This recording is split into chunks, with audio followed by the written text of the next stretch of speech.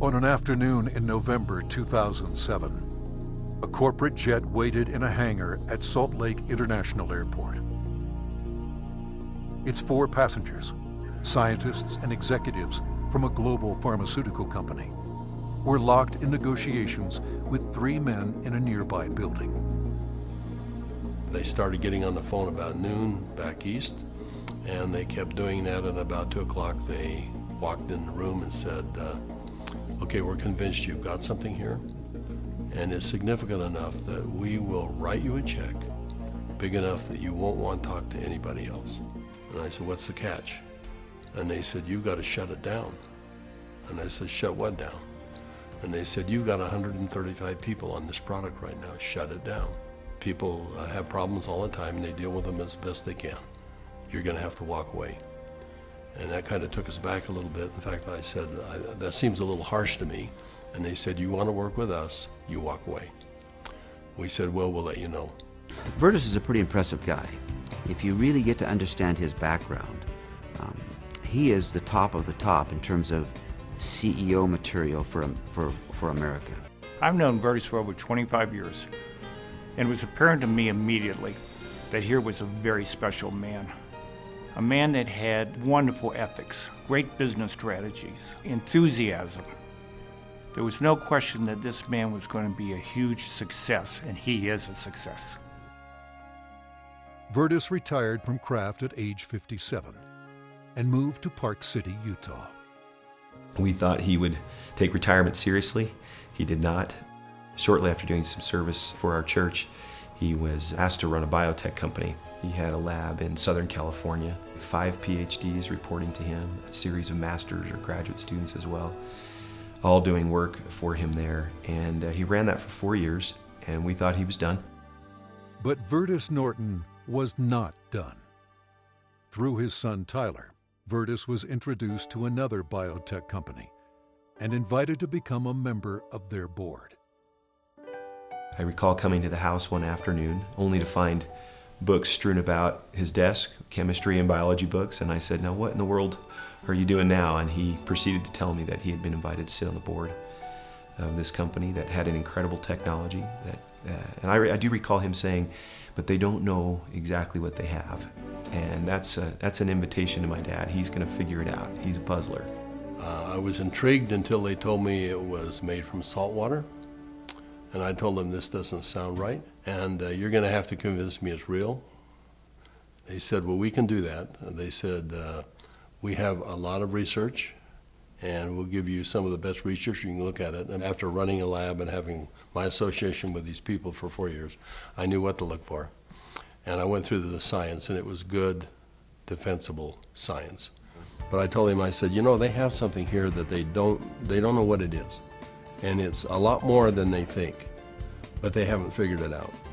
Then they gave me a list of people to call, and I was calling Harvard, UCLA, University of Washington, University of Indiana, major labs across the United States, and everyone I talked to raved about the product, the way the company was intending for it to be used, and also they raved about the fact that you could drink this product and get a benefit from it. At the time, the product could only be produced in limited quantities through small devices. Highly unstable, it had to be used within minutes of production. But seeing the strength of the product, Virtus agreed to join the board of directors. As soon as I did that, they said, we're going to give you one of these devices to put in your house. We'd like you to become familiar with it. I started drinking the product that was made in this device, and my thinking cleared up. I had more energy. I felt better than I had for years. And now, keep in mind, I was in my 60s at that time. And I thought, holy cow, what is this? So I went to the first board meeting and found out that they were flat out of money. They were $1 million in debt. We said, let's see if we can help them find money. We tried for about 90 days, could not. Eventually, the company folded, and they actually merged it with another company, an energy company. And when that happened, that company started selling off assets. And so we started down the road together, and over the course of a year, we discovered what the product was and why it worked. They discovered the product was based on redox biochemistry, a new field of science that emerged near the beginning of the 21st century. Redox signaling is a function central to all forms of life.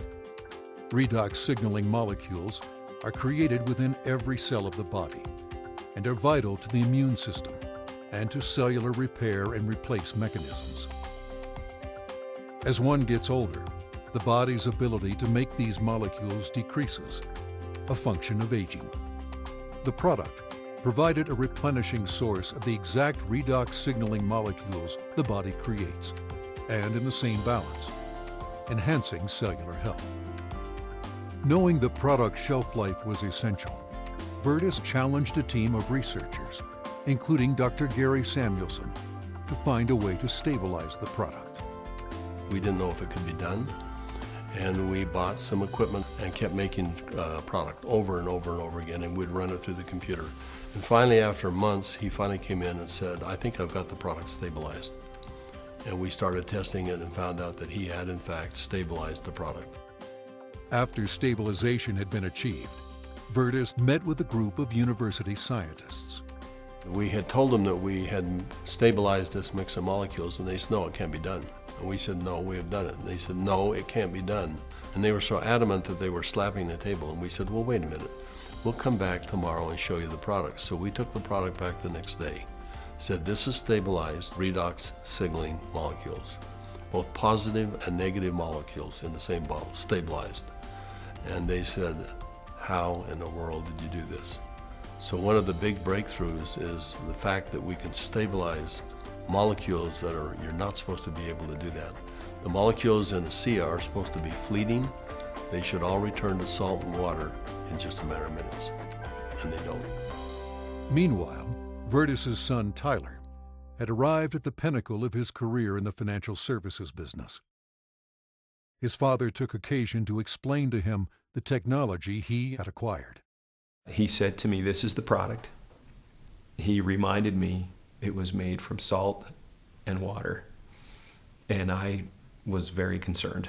And I had a neighbor friend that we discussed the majority of that meeting, who, despite seeing a number of professionals and trying to solve a challenge that he had a significant issue, they were just not able to really help and find a solution for him. And it was then that this product popped into my mind. I wondered and asked, despite my doubts, could this help? Could this make a difference for him? I called Dad, and he said, "Of course it will help." Now, I didn't have that conviction at the time.